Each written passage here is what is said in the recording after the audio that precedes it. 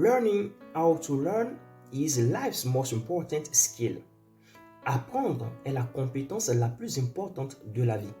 Cette citation est de Tony Burzon, une citation qui nous incite à apprendre davantage. Salut à tous, bienvenue sur Esprit de Justice, la chaîne qui vous ouvre les portes du monde judiciaire.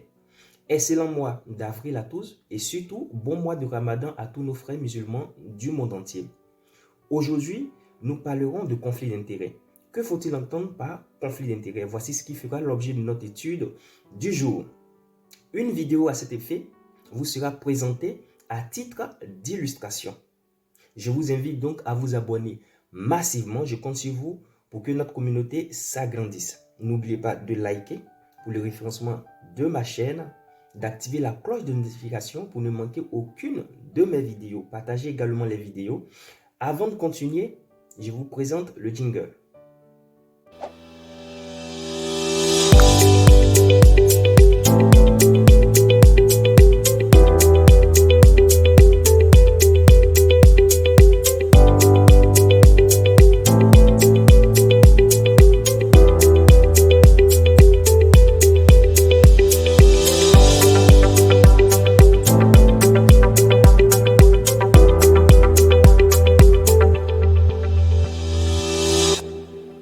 Dans la séquence de vidéos que je m'apprête à vous soumettre maintenant, vous verrez être mis en exergue le conflit d'intérêts au cours du procès du 28 septembre.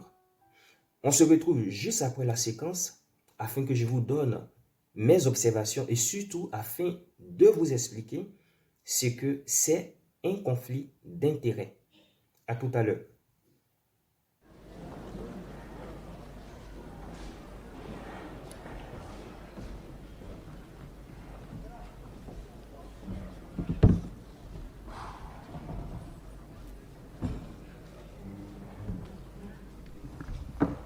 L'audience est reprise, veuillez vous asseoir.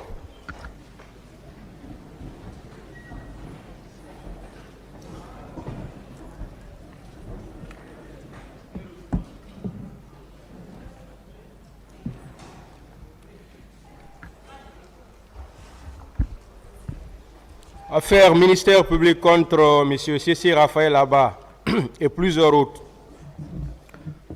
M. Aboubakar Diakité, venez.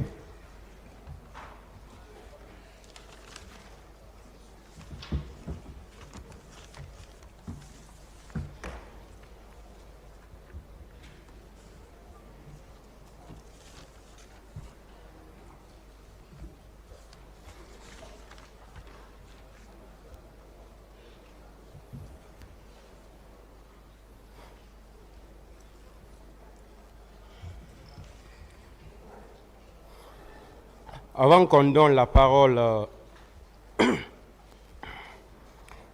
je disais avant qu'on donne la parole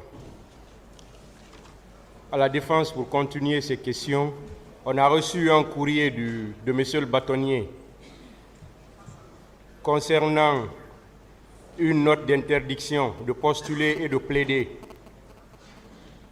ce qui concerne certains avocats qui ne se sont pas encore acquittés de leur cotisation. Donc je ne vais pas dire de nom ici, mais ceux qui se reconnaissent dans ce courrier, voilà, vont s'abstenir de poser des questions.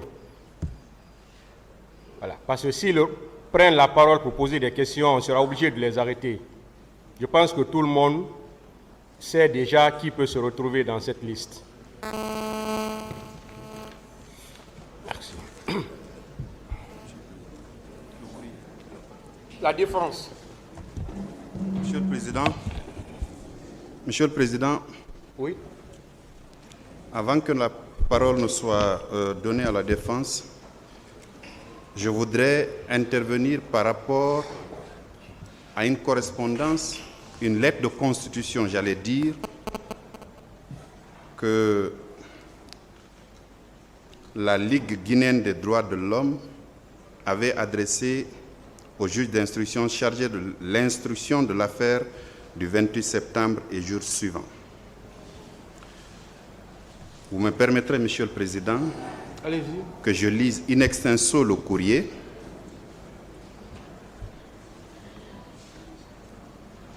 Conakry, le 1er juillet 2013. Information et constitution d'un avocat en objet. Messieurs les juges d'instruction, j'ai l'honneur de vous informer de l'existence légale depuis le 16 avril 2013 de l'organisation non gouvernementale dénommée Ligue guinéenne des droits de l'homme, Ligido en abrégé, dont le slogan est « Agir ensemble pour les droits humains ». En conséquence, je vous informe en outre de la constitution par la Ligido de son président, Maître Pana Emmanuel Bamba, avocat au barreau de Guinée et assistant de conseil inscrit à la Cour pénale internationale CPI en vue d'apporter une assistance juridique et judiciaire aux parties civiles dans l'affaire du 28 septembre 2009 et jours suivants. L'avocat sera assisté dans ses activités par M. Bangali Kaba, juriste et responsable du programme Justice pour tous à la Ligido. En effet, cette action de notre organisation qui s'inscrit dans le cadre de la promotion du droit à l'accès à la justice et au procès équitable fait partie de sa mission de protection et de défense des droits humains. Veuillez agréer, messieurs les juges d'instruction, l'assurance de ma considération distinguée. Le président, Maître Pana Emmanuel Bamba. Monsieur le Président, vous vous rendez compte que par ce courrier qui a été reçu au greffe d'instruction le 2 juillet 2013 sous le numéro 010 fait que Maître Pana Emmanuel Bamba s'était déjà engagé pour la défense des parties civiles dans le dossier présent. Et il se trouve que le même conseil est constitué pour défendre certains accusés. Il y a visiblement alors un conflit d'intérêts. Je vais plus loin. À l'article 54 de la loi 014 réglementant la profession d'avocat, il est dit ceci. Les parties ayant des intérêts opposés ne peuvent être ni conseillés, ni assistés, ni représentés par un même avocat. Donc, Monsieur le Président, Maître Emmanuel Pana Bamba doit visiblement définir sa ligne de défense. Soit cette lettre venue de son institution fait de lui conseil des parties civiles et il se retrouve comme étant le conseil de certains accusés. Or, la loi 014 l'en interdit. Donc, Monsieur le Président, je tenais, puisque j'ai retrouvé la pièce, je tenais à porter ça à l'attention de votre juridiction pour que la conséquence soit tirée. Je vous remercie.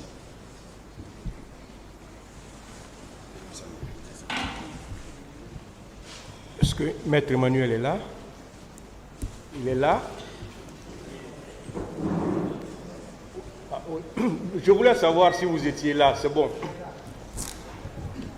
Oui, monsieur le bâtonnier, vous voulez parler?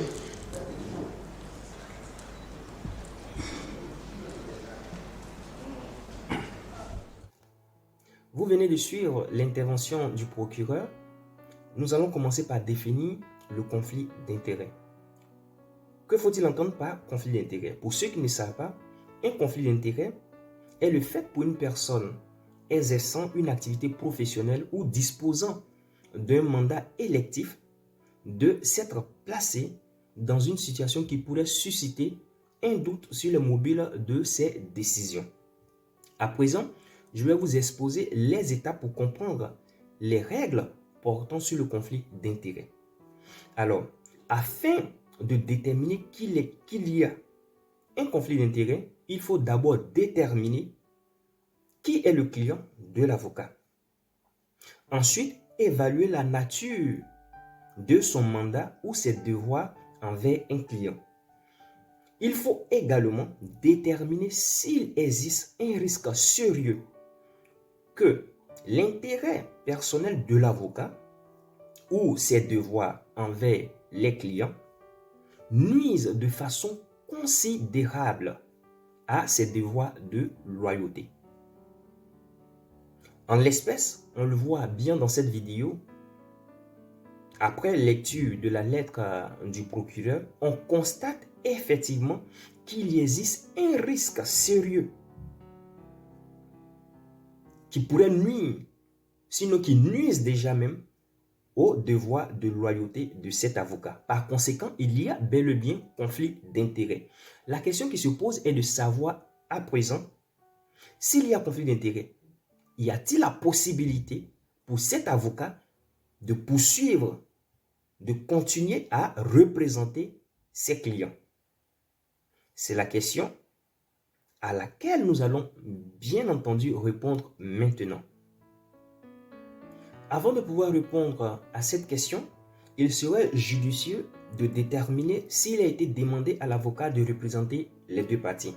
Si c'est le cas, alors l'avocat ne peut pas représenter ou continuer de représenter les parties.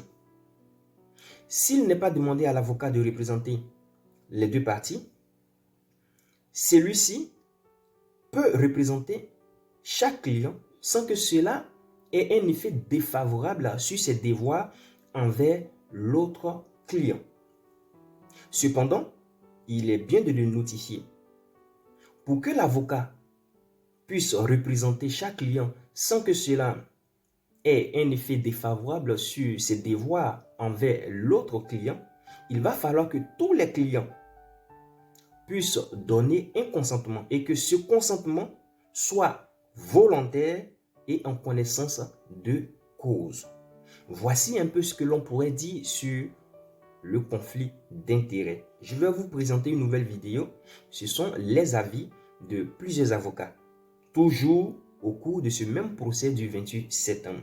Veillez sur la vidéo et on se retrouve juste après. Merci.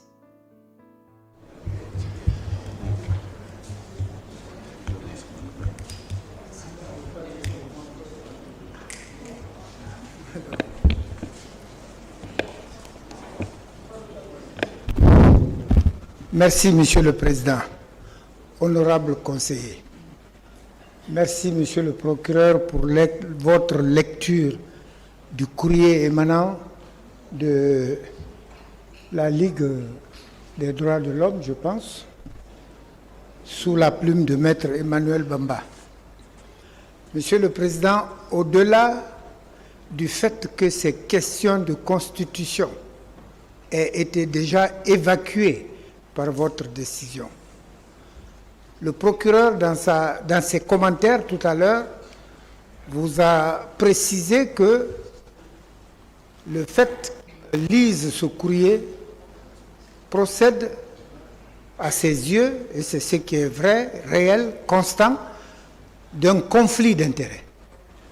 Monsieur le Président, je porte à votre connaissance que les conflits d'intérêts relevant des constitutions d'avocats dans le dossier ou dans le même dossier relèvent de la compétence du bâtonnier de l'ordre qui, le plus souvent, l'élargit au conseil de discipline.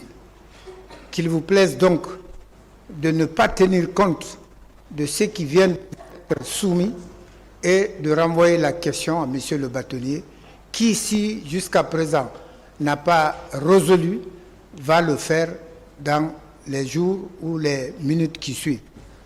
Voilà l'avis du barreau. Et sans contradiction absolue, Monsieur le Président, je vous prie d'accéder à cette demande pour ne pas que ça nous retarde encore une fois inutilement.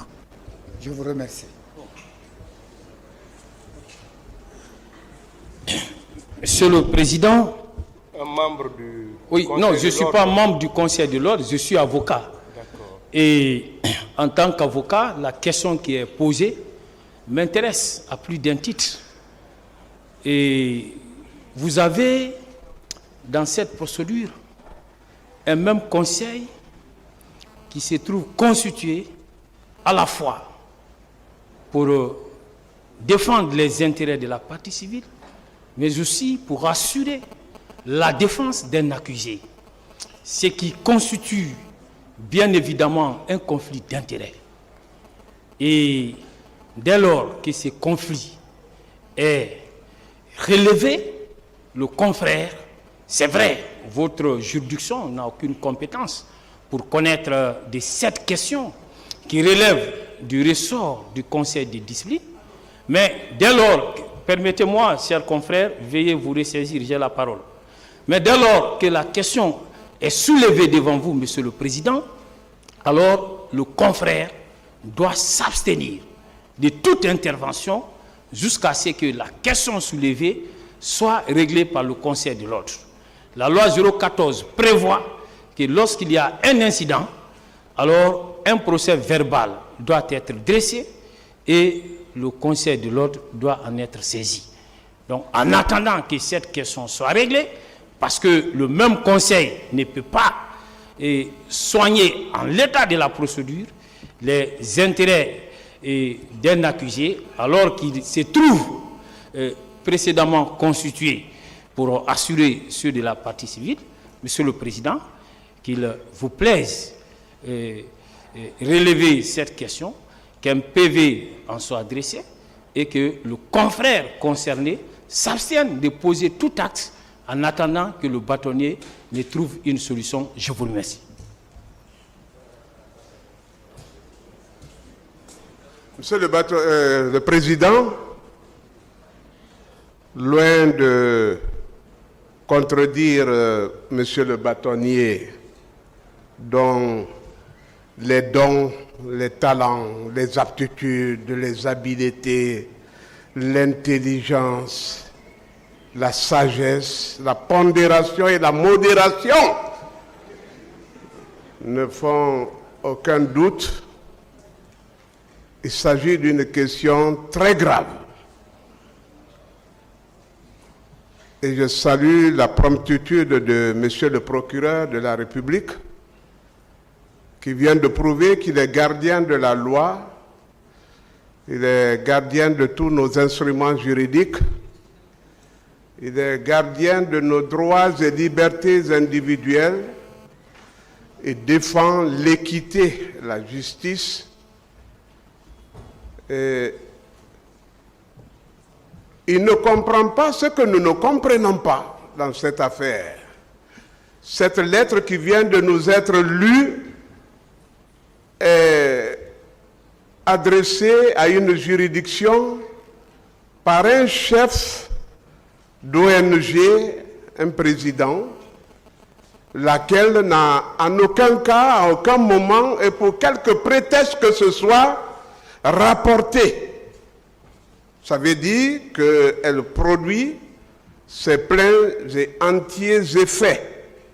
Jusqu'à preuve de contraire, le confrère, maître Pama Emmanuel Bamba,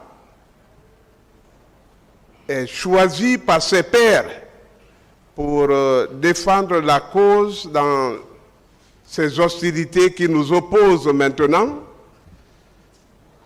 Et en tant que chef d'ONG, qui doit défendre la cause des partis civils, à moins de dire que son ONG ne vit plus, ou qu'il l'a trahi, ou que ses options ne lui conviennent plus, ou que pour des raisons qui lui sont personnelles, il doit s'esquiver, se dérober de la mission. Il est considéré comme avocat de la partie civile. Étant présent, vivant et viable dans cette salle, j'ai la parole, maître. Je crois que... Oui, mais vous n'avez pas la police de cette audience. S'il vous plaît, laissez-le finir, maître. Laissez-le finir, il y a un qui parle.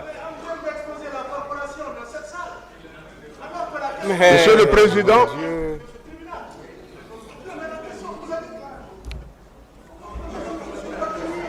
je crois qu'on me restitue la courtoisie.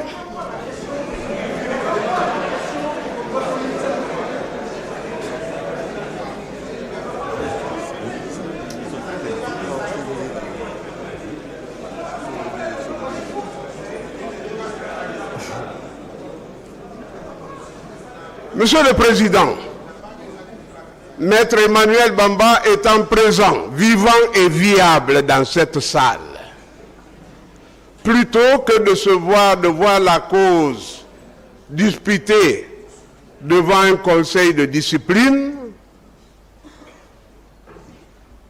d'office, il doit présenter ses prétentions,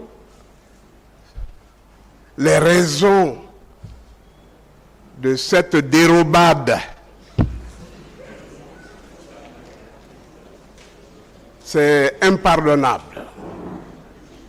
C'est inadmissible, même si c'était pour des excuses même intenables. Soit, Vous pouvez conclure, maître. Oui, oui.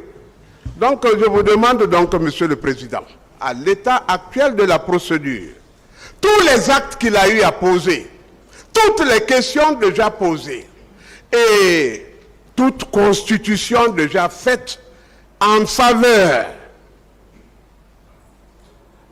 de son adversaire qui devient son client, doivent être déclarés nuls et lui-même doit s'abstenir de tout acte de procédure jusqu'à ce qu'il soit statué sur les mérites de préoccupation du procureur. Je vous remercie. Monsieur le Président, pour les parties civiles, avec votre permission, je crois que la situation est assez grave, surtout pour un professionnel qui évolue dans les organisations de défense des droits de l'homme. C'est d'autant plus préoccupant qu'il est question d'une organisation qui justement milite pour la défense des intérêts des parties civiles. Monsieur le Président, aujourd'hui, je pense que c'est une trahison, puisque tous les moyens de défense qui avaient été préparés par les parties civiles ont été certainement vendus à la défense. Certainement pour des questions mercantilistes. Je crois que cette question, nous la prenons à bras le corps et certainement nous envisagerons des poursuites judiciaires contre notre confrère ici présent. Je pense que pour une question d'élégance, il devrait se retirer de cette salle maintenant, s'il a de la dignité. Je vous remercie. Pas de termes offensants. Voilà, pas de termes offensants, maître. Monsieur le bâtonnier, oui. Pour la dernière fois, après, le tribunal va décider pour pouvoir évoluer. Hein. Très brièvement, Monsieur le Président, je regrette, ça ne marche pas, je regrette, Monsieur le Président, qu'on veuille exposer ici publiquement les règles organisant le fonctionnement du barreau. Nous avons dit que la question ne relève pas de la compétence du tribunal. Pour tout ce qui a été dit après ça, j'estime que chacun devrait s'en abstenir jusqu'à ce que l'organe compétent soit saisi et se prononce. Je ne vois pas qu'est-ce qu'on craint, qu'est-ce qu'on redoute. La personne de Maître Bamba, ses arguments, le problème n'est pas pour le moment à ce niveau. Il faut que l'organe compétent connaisse de la question et donne son avis. Pour tout ce qui viendra après ne seront que les conséquences de cet avis-là. Il ne faut pas qu'on, je ne sais pas, pour des raisons de personnes, on vienne dire ce qui ne doit pas être dit ici. Je vous remercie, Monsieur le Président, pour ce que vous déciderez dans vraiment la préservation des règles d'organisation et de fonctionnement du barreau de Guinée. Monsieur le procureur est dans ses droits, il est le gardien des lois, c'est vrai, mais pour ce qui est de la constitution de Maître Bamba, pour la défense ou pour les parties civiles, j'estime personnellement que cela relève des intéressés. Encore une fois, je vous remercie pour ce que vous déciderez, conformément aux lois régissant la profession, aux usages qu'on a fait utilisation jusque-là, Monsieur le Président, et aussi le souci vraiment de confidentialité de certains aspects des professions que nous exerçons. Je vous remercie.